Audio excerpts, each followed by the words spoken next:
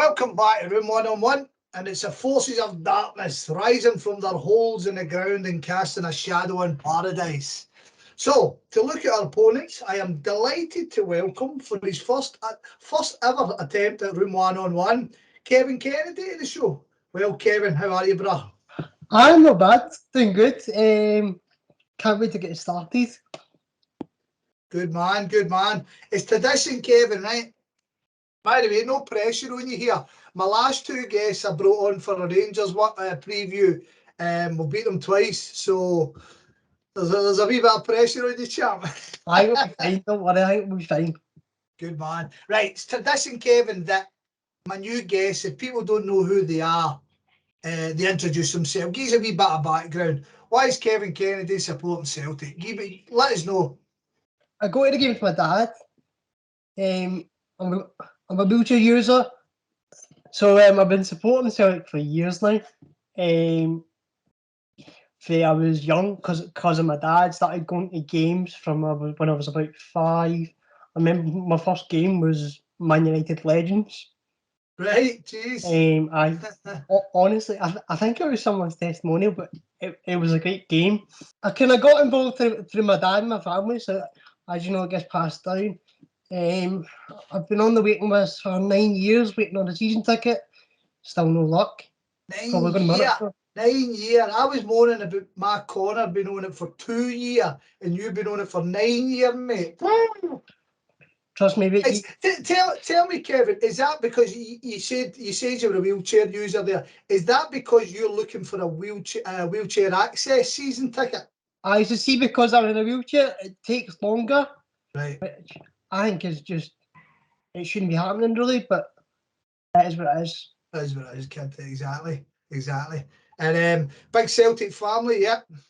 All my family are Celtic fans, so I've kind of got no choice really ever. Nah, that's it. Brainwashed, buddy. Brainwashed. I wouldn't want a choice. Good man, Kevin. Well, thank you very much for taking your time out. And I'm led to believe you'll be starting college soon. And tell us a wee bit about that. So I start doing radio broadcasting tomorrow. So doing interviews like this, doing voiceovers, podcasts, looking to get into sports media, doing commentary for football, all that kind of stuff, really. Outstanding, eh? Is that where you want to go? Because to give a wee bit of background, I met you very recently, wasn't it? It was Marty from the show was over with his dad and his boy, and he met up with you and your dad at the Kano, and he introduced myself. And how Marty described you was, you want to see the memory on this guy, yeah? He's a genius. He's a genius. Trust me, mate, my football knowledge is like an encyclopedia, man. I'm like a sponge. Good man. Well, I'm going to try and tap into that, right? So I know it's hard because we're big Tims. We don't really like talking about them. However, we've got to put some meat in the bone, kid, right? So we're going to talk about last season.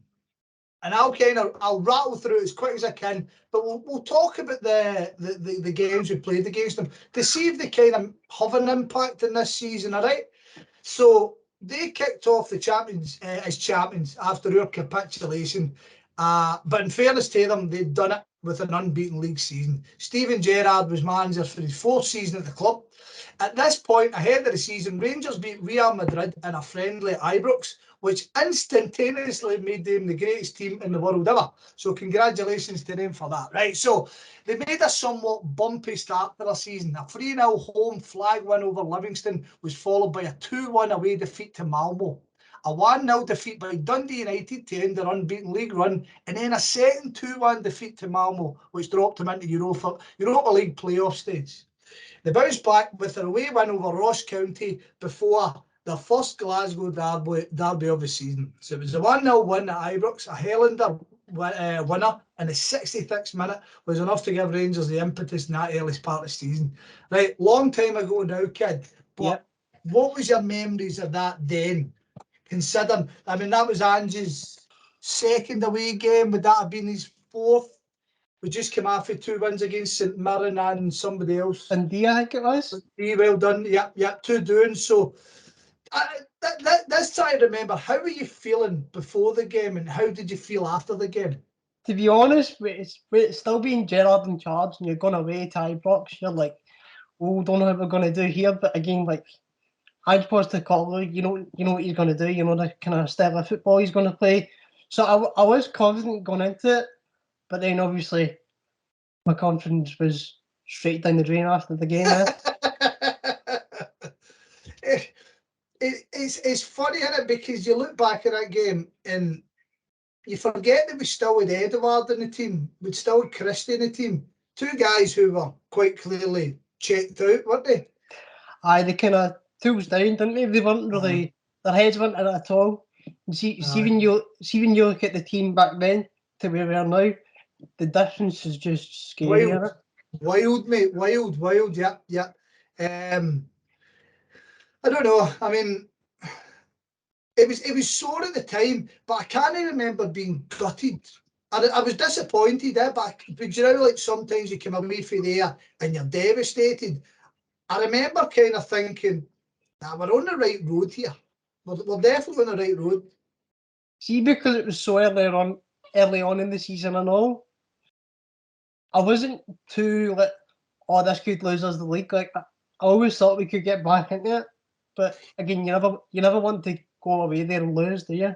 No, of course. But you fling in the fact that, see, because they could beat off Dundee United, it helped because we'd obviously been beat off Hearts in the first game of the season. We've come back into with the 2 wins, and then you lose there, and you've kind of, there's that 6 point, and you're like, but like you said, it was early enough, right? So Rangers recovered their European form to qualify for the Europa group stages with a 1-0 win over Alakashkert of Armenia.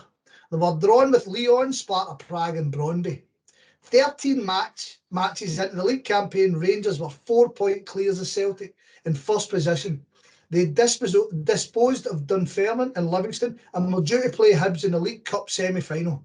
They'd recovered from 2 losses to Lyon and Sparta Prague in the Europa League group and winning at home and drawing away with Brøndby to give themselves a fighting chance of qualification. Now, on the 11th of November, after much speculation, Steven Gerrard departed Rangers and joined Aston Villa to replace Dean Smith as manager. What was your thinking there? Good move for Gerrard, not so much for Rangers. But obviously he wanted to go and further his career. What were you thinking personally? Do you remember when we had Brendan Rodgers? The Huns were basically waiting for the days for him to leave, right? And I suspected that they're at the same stage with Ange. But were you at the stage, because they'd won the league so emphatically the year before, were you at the stage of kind of thinking, aye, good, that could damage them? Or were you kind of thinking, busted flush? No, I was kind of relieved because I knew that the next person to come in would be big shoes to fill. Yeah, right. Okay. Oh, fair dues. I was kind of hoping it would give us a bit of breathing space to try and get our together and like exactly how I felt together as well. Right, so it took Rangers another 11 days, but former Rangers midfield and Feyenoord manager Govan Bronckhorst took the reins. However, in his first opportunity to manage the club, he decided to stay in the stand and his new side get pumped 3-1 at Hampden. Martin Boyle scoring a first half hat-trick as Hibs won the right to play Celtic in the final. That was a beautiful day, man. It was that. And the fact that he's sitting in the stand shaking it. So Rangers league form maintained 8 wins from 10 and 2 draws wasn't a bad return. However, those 2 draws, 1-1 with Aberdeen and a 3-3 last minute conceding with Ross County, was enough to let Celtic back in and take the gap at the top of the table to 2 points with the Glasgow Derby next up. See, I tell you, wouldn't it be that bad? I'm bringing back some good memories to you, kid. See, exactly, because I remember the atmosphere in the Kennedale suite after that game, man. The place was bouncing. Were you in the Kennedale during that Ross County game, were you? I seen it on Facebook, and you could just see all the chairs flying, pints flying. Amazing. And see the atmosphere at that game. That would have been incredible. Buzzing, mate, buzzing. Right, so back into Europe, Rangers qualify from the Europa League group with 8 points after a 2-0 win over Prague was followed up by a 1-1 draw with Lyon. They were then drawn with Borussia Dortmund. On the 2nd of February 2022, Rangers were battered 3-0 at a raucous Celtic Platt, which took Celtic to the top of the league for the first time in 2 years. Now, give me your memories. Give me your memories of that game. I remember sitting in the house, right? And obviously, like, these new Japanese boys coming over, like Maida and Hatati, and you're like, oh, don't know about them yet. But I don't know if this was before the Hearts game where Hatati's had that screamer or after it. But that'd have been after it, yeah. That'd have been after it. I remember, like, oh, he looks like a half-decent player. And then you just see McGregor flailing for 2 of his goals, man, and you're like, oh, you're in dreamland, didn't you? Yes, indeed, my man. Yes, indeed. So, in fairness to them, Rangers recovered the game, beating both Hearts and Hibs in their next matches. But 2 draws with Dundee United and Motherwell, where they'd been 2-0 up at home, and Celtic had actually drew at Hibs away that day, were big blows. Wins over St Johnstone, Aberdeen and Dundee set up a huge match at Ibrox, the 3rd derby of the season, and Celtic won 2-1 to all but end their title charge. Now, that was a special day, kid. That was probably that was the kind of game where I thought, right, we've got a chance of winning the league. Fantastic. Aye. I think so. I think considering how early we went down, I mean, Ramsey scores, fucking, what was that, 3 minutes in or something? And he's a world beater and all, isn't he? The best signing in the Scottish football history. He was there, Messi, wasn't he? Aye, so Celtic won 2-1. It was an absolutely brilliant day, right? Again, in fairness to Rangers, Rangers will only drop points in the final derby of the season, 1 each of Celtic Park, but still finished 4 points behind champions Celtic. They played 38 matches, they won 27, they drew 8, and they only lost 3. They scored 80 goals, conceding 31, goal difference of 49, and put 89 points on board, 28 points ahead of Hearts in 3rd. Now, in Europe, here we go. This isn't nice listening. Right, in Europe, Rangers came through the Dortmund tie, surprising the Westfalenstadion with a 4-2 win and then a 2-2 home draw. They played Red Star Belgrade next, disposing of the former European Cup winners 4-2 in aggregate. They put out Portuguese side Braga 3-2 in aggregate to meet RB Leipzig in the Europa League semi-final. And in fairness to them, which I don't do lightly, a 3-1 home victory took Rangers to Seville for a showdown with German side Eintracht Frankfurt on the 18th of May. In the Scottish Cup, wins over Stirling Albion, Arden Athletic and Dundee set up another Glasgow derby. A Greg Taylor goal gave us the lead, and Carter Vickers had an absolutely stunning chance to make it 2-0 and probably win the tie. But I remember that chance. Rangers looked fitter over the piece and took the tie 2-1 in extra time. Right, go ahead. Your memories of the game. Obviously, see, because they were coming off the back of the extra time in Europe, I don't know what you were thinking, but as Celtic fans, we were thinking, oh, Rangers might be a bit tired here. We might get in. Started the game all right. I seem to remember Greg Taylor scores a deflection, albeit. So yes, we might win the game, and then see from then on in, they just overran us in every single part of the park. Mm-hmm. Yeah. So see going in extra time, again, we thought, oh, might have a chance here because they played extra time on the Thursday before. And again, we didn't look fit enough. There was, I suppose, if you take, to go into the Celtic chat for a bit, if you look at last season, Kevin, and you would put the Livingston game where we could beat 1-0, that was in the last fucking league defeat we've had was against Livingston. That was a sore one, but it was early enough that, like you say, we could recover. And then you fling in the European results. I mean, obviously the 4-0 battering after Leverkusen was sore. But I think this semi-final would probably be Ange's biggest disappointment for a whole team thing, because right, you said they look fitter than us, didn't they? I see in the middle of the park. I seem to remember like Carl McGregor, like he just looked shattered compared to their midfield. Yeah, and they were just I suppose we could also talk that Lundstrom was basically given freedom to do what he wants that game, wasn't he? I mean, basically every time Tam Rhodes could hit the ball, he was just fucking hitting him, Carl McGregor. And like we say, that'll take you out you as well, won't it? It's got to take a toll on you, isn't it? Exactly. Yeah. And I mean, but as I said, Carter Vickers scores that goal second half. You fucking won the game, ain't you? Really? If Carter Vickers scores that goal, we probably go on and win that game, and probably go on to win the cup as well. Probably going to win the treble, aye. Because fucking Hearts were minging in that final. Right, as I say, right, so talking of that straight away, they would play Hearts on the 21st of May, 4 days after the Europa League final. Of course, Rangers drew 1-1 in the heat of Seville, and as our fans licked the toilet bowls, they were soon sick of them. As the best side in Scottish football history, Aaron Ramsey missed a penalty. The deciding factor is Frankfurt won the shootout. What a night. Thank God for that, buddy. Honestly. Relief. Watching that game, they go 1-0 up. And it's fair to say, I was pacing up and down on my chair, doing really, man. I was doing anything, trying not to watch the game. I was even covering my eyes. And then Frankfurt score, you're like, yes, we're buzzing here, but there's always that bit in the back of your head that it's Rangers here. Let's remember they've still got the penalty to get here.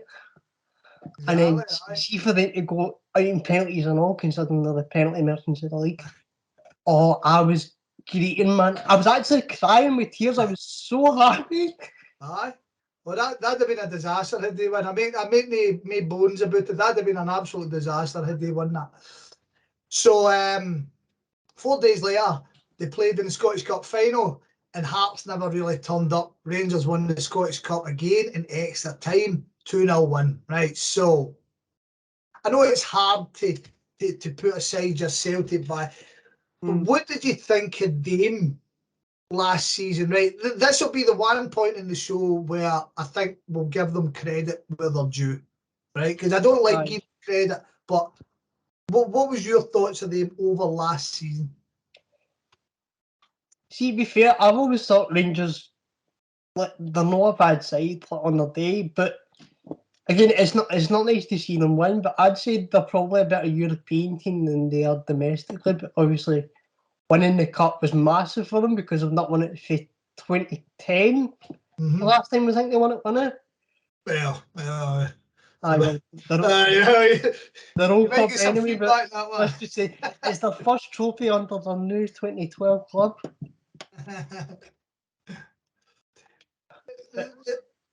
Like you say there, I mean, if I look at the league table for last season, right, we finished 4 points ahead of them. They drew 2 more games than us. We lost the same amount of games. Do you know what I mean? And the runs they put on. So to give them credit even domestically is to fucking pat us in the back even more, because we beat them. We deservedly beat them over the season. Do you know what I mean? We deserved that league title. There's no two ways about it. However much they cracked up. I mean, I saw some ridiculous things with them saying, that's the worst Celtic team I've seen in my life. And I'm kind of going, you guys go to a fucking final. What does that make you then? see your form after January, it was if we just took another level. And, yeah. Do you know what I mean? Yeah. Every single player was just a class above. Yeah. In Europe, again, you've got to give them credit, but I don't know if they've got to deal with the devil, man, because some of the, I mean, even in the final, see when the boy fell and the Rebo runs in, and you're sitting going, oh, you're shitting me, in you? I mean, you're sitting hitting every ball, every little thing is just landing in there. It's meant for him to win, and then, oh, Aaron Ramsey, oh, can he step up? Can he win the European trophy? No, that's it. Right, enough of that rubbish. So, right, here we go, right, I need to take a big breath for this one. Right, so Van Bronckhorst remained the manager, and it's fair to say they've spent a fair bit of dough. However, I'm going to go through all the outgoings, all right? So you just sit back and relax, and I'll fucking go through this, right? So outgoings first. Cedric Itten, after a loan spell in Germany, departed permanently for Swiss League, joining Young Boys for around $1.5 million. Leon Balogun, contract finished as he eventually joined QPR. Andy Firth, the goalkeeper, signed for Connal K Nomads of Wales at the end of his own contract. Lewis Mayo departed for a season-long loan with Killie. Former Motherwell wonder kid Jake Hasty eventually left the club for Hartlepool for an undisclosed fee. Joe Aribo joined Southampton for around £8 million fee with add-ons. Kai Kennedy, the young midfielder, departed for a season loan at Falkirk. Calvin Bassey, who admittedly had a fantastic 6-month spell, joined Ajax for around 18 million, with add-ons likely to bring the deal nearer to 22 million. Josh McPake joined Queen's Park loan. Glenn Middleton signed for Dundee United for an undisclosed fee. Jack Simpson, a 25-year-old defender I've never heard of, joined Cardiff City again for an undisclosed fee. Incomings. John Suter completed his move after agreeing a pre-contract with Hearts earlier in the year. And Antoni Kolak, the Croatian centre-forward, who scored the 2 goals for Malmo that disposed of Rangers the previous season, was signed from just under $2 million from PAOK. Tom Lawrence, a 28-year-old Welsh forward, was picked up in a free after the end of his contract from relegated Derby County, whilst his countryman Rabbi Matondo was signed for £2.5 million from Schalke after a season in the Zweite Liga. Malik Tillman, a 20-year-old German-born US international, was picked up on loan from Bayern Munich. Ben Davis, who'd been targeted by Celtic early in the year, was signed for Liverpool for around £3 million. And finally, Ridvan Yilmaz, a 21-year-old Turkish left-back, was signed for around £3.5 million from Besiktas. I have never heard of Ridvan Yilmaz until last night. Honestly, never heard of him. And finally, after much speculation, new contracts were given to Stephen Davis, a 1 year for the 37-year-old. Connor Goldson signed a 4-year deal after there looked certainty that he would depart. Alan McGregor, 40-year-old, signed a new 1-year deal, whilst Lewis Mayo, who we said moved to Killie, signed a 2-year extension. Finally, James Tavernier signed a new 4-year deal. The captain is currently 30-year-old, and as it stands, there is no new deals for Alfredo Morelos or Ryan Kent. And free. So, looking at that, was there anybody they lost this summer that you went good? And was there anybody that came in that you went fuck? Pardon my language. I'd say outgoings, I was quite happy to see Joe Aribo go. Right. Because he was decent, and it was good. It was good to see him go because then they're losing quality, but see for what they've lost in quality, they've added in quantity in those positions. Yeah. I mean, I appreciate what you're saying about Joe Aribo. Joe Aribo certainly stood up in Europe for them. It was but it was never somebody that come Derby Day I was he was never any good in the league. He was always like the European player. But apart from that, nobody really half of the players you've said there, like see Jack Simpson. I don't even think any of the Rangers fans knew who he was. I swear he's only played about 40 minutes of football in the last 2-3 years. Oh, well, I'm glad you did it because, honest to God, as I said, I was going through it and I'm going, who the hell, Jack Simpson? And then this Turkish fella, I've not a clue. I've actually, now I think about it, I think they might actually have punted that. Bear with me. They signed a Polish guy, didn't they? Was it last season? Aye, that's what I was going to say. Either see this morning he got put back out on loan to the club that Rangers bought him from, with an option to buy. So you have, right. So his name is Mateusz Zukowski, 20-year-old fullback. Did he ever actually play a game? I think he played against. I think he came on against Annan. That's the only time I can remember. He's one game. There you go. See what the time you got an encyclopedia, man. You're on the balls, kid. You're on the ball. So I'll be honest. I was glad to see Calvin Bassey go. However, for the money they got, I would have probably rather they stayed. I don't know if you caught it.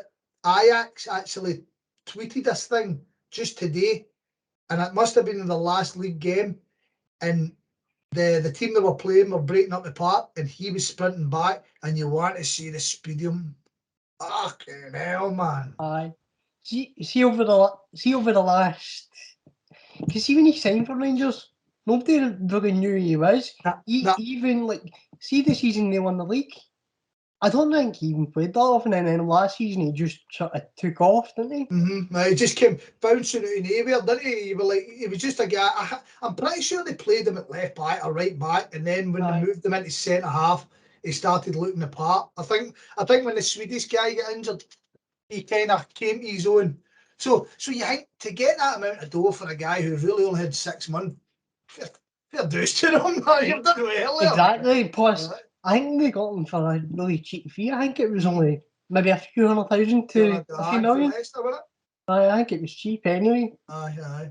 So, do you know anything about the incoming guys? I mean, John Suter aside, John Suter doesn't concern me. I've got to admit. See John Suter, he's got a mistake in him. Guaranteed, he's got a mistake in him.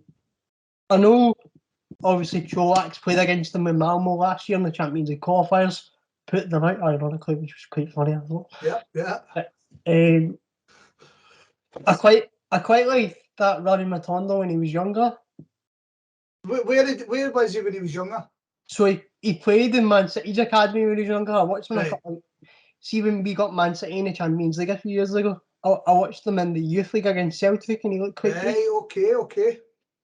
I always wanted Celtic to sign him, but he's went to the dark side. That's him. He's soiled himself now, hasn't he? Tom Lawrence again. For the highlights I've watched of them, just for this, he actually looks like he's been a good signing for them, doesn't he? He looks like a decent player. I always thought Tom Lawrence was a decent championship player. Obviously, they hit their issues with the money or whatever it was. But I always thought he was a good player. He was the one player when I was speaking to my dad and he says, Tom Lawrence signed with Rangers. I was like, that could be a bit of a worry. Right, okay, that's interesting. But let's be honest, Celtic will just outclass us anywhere on the park, no matter who we've got, will we? Good lad. So this Yankee fella, the German Malik Tillman, he seems to be getting a hell of a lot of plaudits now. I can't say I'd even heard of him again. He's 20-year-old for Bayern's youth team. I've only seen last season, obviously, because you know my football encyclopedia, right? So I watch any kind of football. I only seen him play maybe 20 minutes here and there in a Bayern game, and he didn't look that impressive. Obviously, Bayern's a super club. But I was going to say, aye. Ben Davies coming in, I'm not overly concerned about that. I'm led to believe that we were offered them and we knocked it back, so that's good enough for me. And as I say, they've signed that Turkish boy who, I think, for what I looked at, he started the season, but now he's kind of fell out the team. So I think he maybe started one game. I can't really remember, but for what I've heard, I don't think the Rangers fans are taking to him very well. Right. He's just a young guy as well, so you never know. He's still young. He's only 21. What did you make of their new contracts they're given? Because I was surprised with McGregor right for the off. Goldson is a big one to keep. Definitely. That's a big coup, actually. McGregor, I don't understand why he would sign a 1-year deal if he's not going to play, because McGregor seems like the kind of player where if he signs a contract he wants to play, I don't know why he signed it if he's sitting on the bench. But surely that's how will come. Their goalkeepers is shocking. But Goldson was the one where I thought, that's a decent signing, because obviously there's clubs down south looking at him. See, the thing with Goldson is, it's kind of like signing a new player for the majority of Rangers fans. I think they're all buzzing. But Because they expected him to go. aye, they're all buzzing. But I think it was a family shank. He wanted to stay up with his family or something. Really? Is that what they're saying? Is it? Aye, but Okay. As you let's say be though, honest, Big Cut of Vickers would bully him, wouldn't he? if Goldson left, should I say that you're basically talking at least £5 million to replace him, aren't you? So as you say, it's it's a good move for them, I think. Plus, see before they got into the Champions League, Rangers didn't have £5 million to spend on a replacement for Goldson at all. Well, the Bassey leaving, but then you would have had to replace the two centre halves. That's the only, but that doesn't that wouldn't have came through until next season probably. So what do you think of the fact that Morelos still hasn't signed a new deal, and Ryan Kent? If you go and type in Ryan Kent new contract into Google, they've been talking about it since the start of fucking June. And Barry Ferguson seems to be getting a low Ryan because he keeps fucking predicting he'll sign it this week. Ryan Kent, man, like all the Rangers fans are saying, we'll definitely settle him down south. He's going down to Leeds down south. Apparently, this was last season. Leo Labada comes on, right? Second half, 29 minutes, 3 goals against Dundee United. Last season, Ryan Kent, 2 goals. Leo Labada scored 3 goals in 29 minutes, which is more than Ryan Kent scored last season. That just shows you the kind of player he is, man. He's not good enough. The thing about I'm not complaining, but right. So that's a nice wee segue you've took me into here, Kevin. Right. So let's go right into the squad then. I can see you're busting to talk about the goalkeepers here. Right. Looking at the squad, despite McGregor getting that deal, Van Bronckhorst has seemed to be favouring John McLaughlin in next. Like you, I'm a wee bit. I don't understand that because I thought he'd have been a certainty it'd be done, and then he signed that deal. And like you said, I thought you would have assurances you're number one, but that doesn't seem to be the case. McLaughlin, from the stuff I see, he's a good goalkeeper, but McGregor's on his days 3 times the fucking goalkeeper he is. McLaughlin's got. I'm really not complaining. I'm pure buzzing with this, right? McLaughlin's got a mistake in him. See if you put the ball him on. See if you put the ball on him for a corner on Saturday. I guarantee you, he will make a mistake. Guaranteeing. I'm guaranteeing. This boy is just like he's a good shot stopper, but he's definitely got a mistake in him. Okay, right. Next guy that I'm going to pick out, Lundstrom. Right, so John Lundstrom has been pretty damn influential for them after a bumpy start. They seem to love him.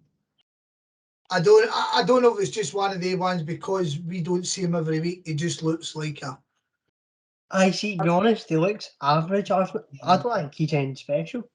I mean, we don't watch them enough to. Exactly. Because they seem to kind of slabber about him. They seem to love him. Know what I mean? See if we were watching him every week, I think we would have a different opinion. But I think it's because we only play them maybe 4 or 5 times a season if we're lucky. Try not to watch them, aye. And plus, I don't even like watching them because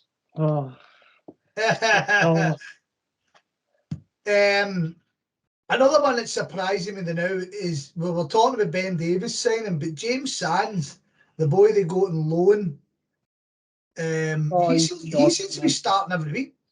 I mean, obviously he should have been sent half of the weekend, but exactly, he shouldn't be playing on Saturday. But he should.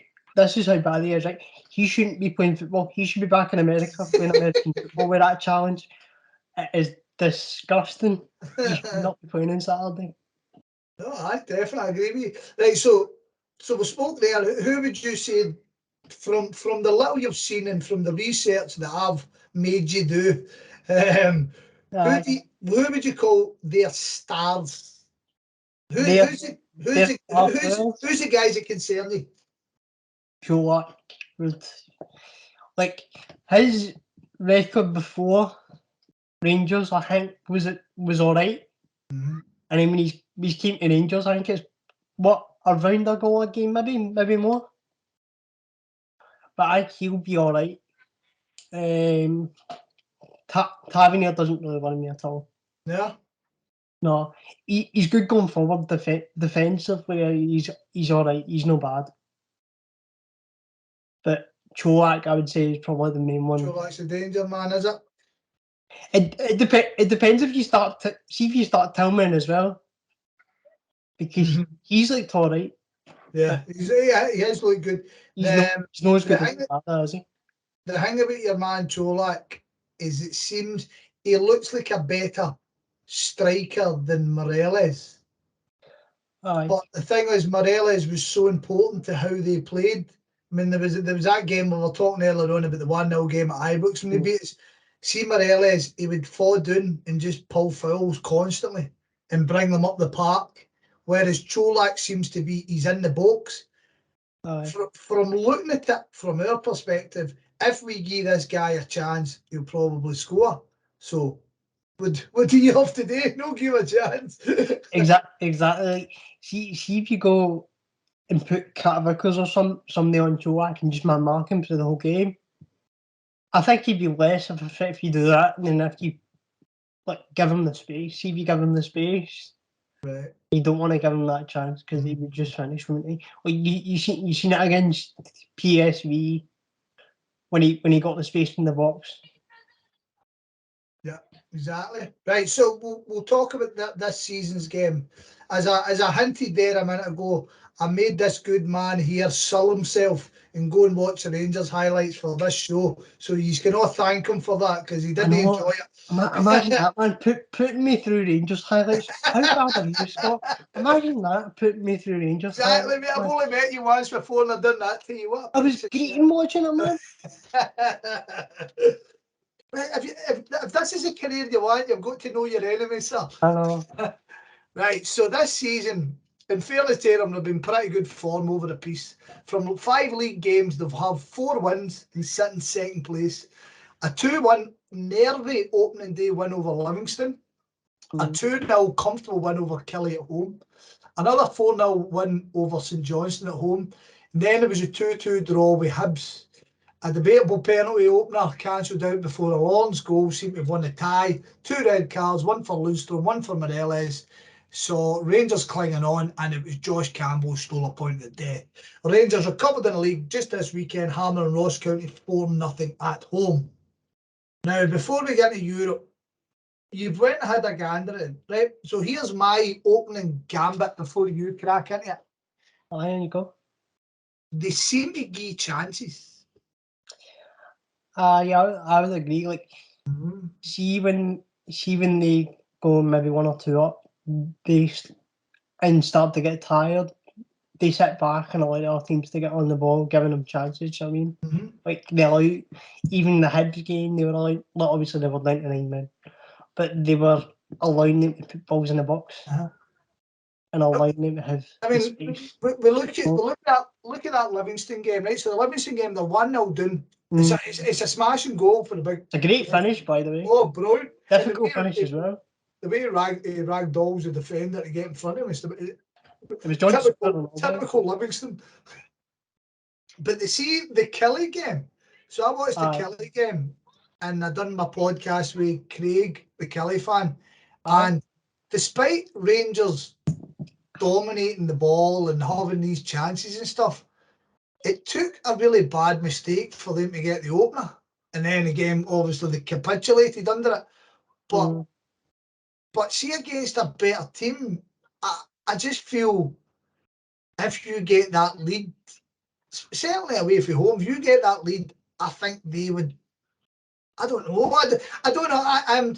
I'm not suggesting that it's going to be easy, but looking at their games, there's definitely scope for us to play our game and get early strikes and put them under pressure right for the off, which I don't think anybody's really done in the league. No, see if you put them under pressure early, you see they start to panic a bit, don't they? Like against Livingston, they panicked when Livingston scored. It took them a while to break them down.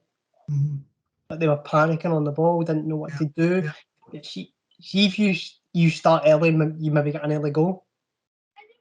I think you could be all right. I genuinely do. So league-wise, I can see frailties. Aye. But this new look in Europe and that kind of is a wee bit more negative from our side, right? So obviously in Europe, a 2-0 defeat in the third qualifier was a blow. But a 3-0 win at home over the Belgian runners-up Union St Gilles set up a tasty tie with PSV.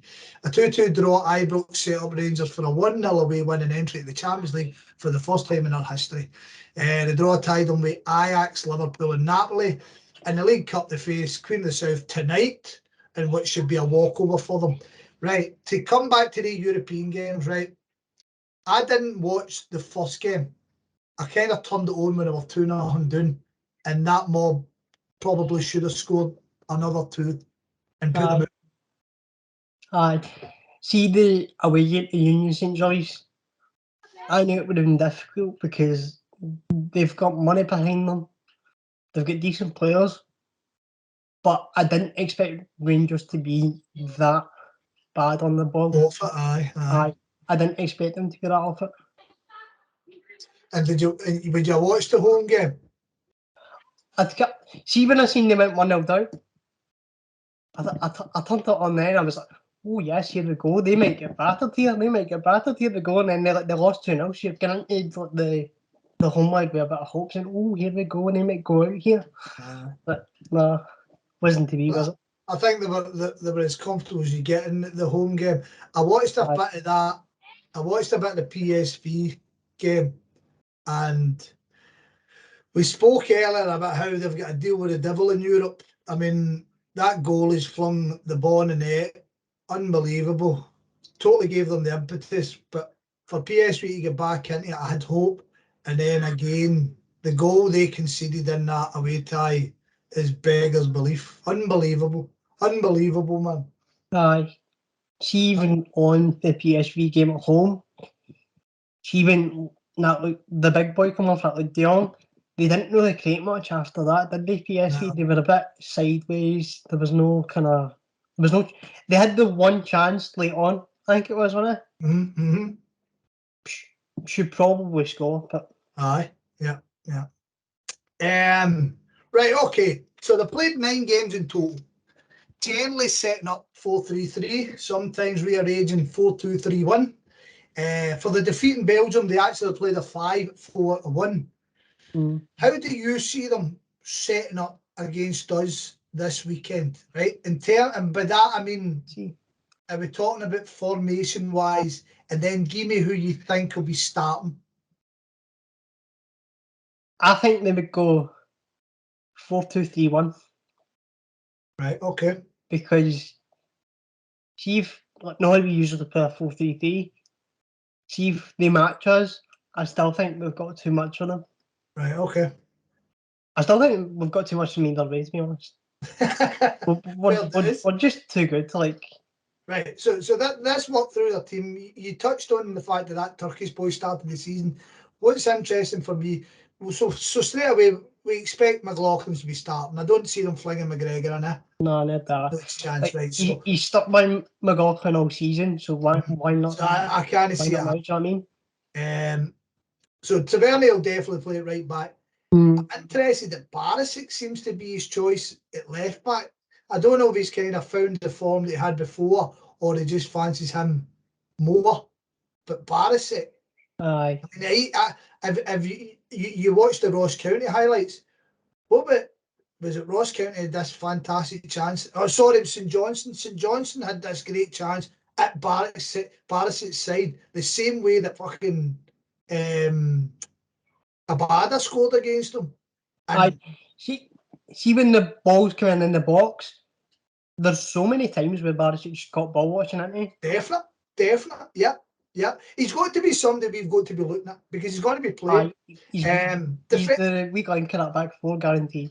Well, that's it. So Goldson's going to be in there, right? Goldson, we know what Goldson is. Goldson's a plain Jane centre half. He's not going to do much, but he's also a handful defence. I mean, he's a handful in their box as well. Sands, I can't say I've noticed him until that game. He's been one of those kind of average players that you don't really take attention to. He's not done anything bad. He's not done anything great either. It's just one of the players that's pure filling in it. So do we expect goals in the stands to be the starting centre halves? Aye. You think so? Aye. Aye. Right. So you said you think they'll play with the two centre mids. Lundstrom, Defo. Who plays in beside him? See, I was speaking to somebody earlier today, and apparently Glenn Kamara is supposed to be injured for this game. Right. Okay. I think it might be Ryan Jack that plays. Has Jack played much this season? I don't know, to be honest. See, I'm asking you hard questions here, man. Come on. So, what about the Davis? With Davis, because I know Davis was injured. That might be a shout, you know. Because I'm pretty sure Davis came into the team for the second half of the season for them last year, and no matter the age of him, Davis is a fucking good football player, man. He's got a good passing range, isn't he? Yeah. And he's got that experience and stuff. He's not going to get hassled. He's not going to get run down. So let me see the last 3 games, right? We'll have a gander at the midfield, right? So Lundstrom. I think Davis has played the last one against Ross County. So Ross County centre mid. Stephen Davis come off the bench and scored, but they seem to play. Tom Lawrence played in the centre of the park. What, as in one of the sitters? Yeah, well, Conte transfer mark, because I mean, in the last game they played Tavernier, Barisic, Goldson, Sands, Lundstrom, Lawrence, Tillman, Kent, Wright, and Kolach. So I mean, I don't know. I think he's just a. So obviously you're playing Tillman as number 10 then. Aye, yeah. See, I think Tillman's a certainty to start. Aye, I don't see Tom Lawrence as a sitting midfielder. No, I wouldn't have seen that myself. Because see, when he played at Derby, he was always like a 10 or working off the front 3. Right, okay. But it's interesting this guy Scott Wright's been playing much, because I didn't think he was even in the conversation, but he seems to be right in amongst it. Do you think there's going to be a place for Arfield? He seems to be coming off the bench a lot. Again, I think he would come off the bench. I don't think he's got 90 minutes in him. So I think your shout that Ryan Jack might be a good one. Jack or Davis. Jack to start, Davis to come off. I think Tillman plays in there. I think Kent definitely plays. No matter what we think of Kent, they love him. I've got my opinion on Kent. Right? And it's no far away from yours. However, I shit myself that I'll say something and it'll come back and bite me in the arse. So I'll just kind of hold my thought. Exactly. So see ending up saying this conversation might come back to bite me in the arse. Okay, who else are we looking? Scott Wright to start, what do we think? Or Matondo, should I say? Do we see him starting? Kolach is definitely starting, eh? Kolach's a certainty for a start, aye. Right. I would see Matondo possibly starting over Wright, but it wouldn't surprise me either way if Wright starts and Matondo comes off. Because Matondo seems the kind of player who'd be good. He'd be a good super sub, do you know what I mean? Yeah, a bit of pace to bring on. He's got pace to stretches, but again, Carl Vickers will deal with him no bother. Right, okay, so before I ask you for your prediction, because you seem confident, which I love, how do you think they'll approach the game? Is it a contain and frustrate? Is it going to be coming out and gone for us? Because, I mean, at home, they look like a different team than their away form. However, their European form, again, is totally different to the league form. So, I mean, that PSV away, that's, no matter what we all think, that's a fantastic result. I mean, I appreciate that they've kind of robbed them for it. I never expected that result to be PSV. Not at all. I thought they would have got beat. Not convincingly, but I thought they'd have got beat. So how do you think they'll set up then? Do you think they'll look to contain hitting the counter? See, because you're at home on an Old Firm, you can't expect them to come out and play. If they don't come out and play, then the fans. That's one thing that, see, if they go down early 1-0, their fans will get right on them and they might crumble. I'm happy enough with that. That sounds all right. Right, okay, the big game. Give me a prediction. Oh, Celtic 3, Rangers 1. Oh, lovely, lovely, lovely. Right, Kevin, that is perfect. That is exactly what I've been looking for, kid. Before we bugger off, are you on social media? Have you got any on Twitter? I'm on Instagram, I'm on Facebook.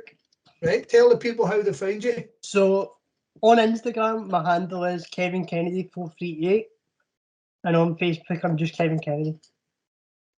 Well, I'll finish up with that, Kevin. Thank you very much for taking your time out. Good luck at college.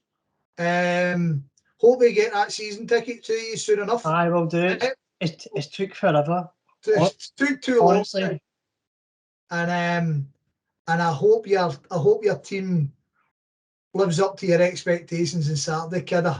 Thanks for having us on, Scott. Much appreciated, man. No problem, kid. All the best.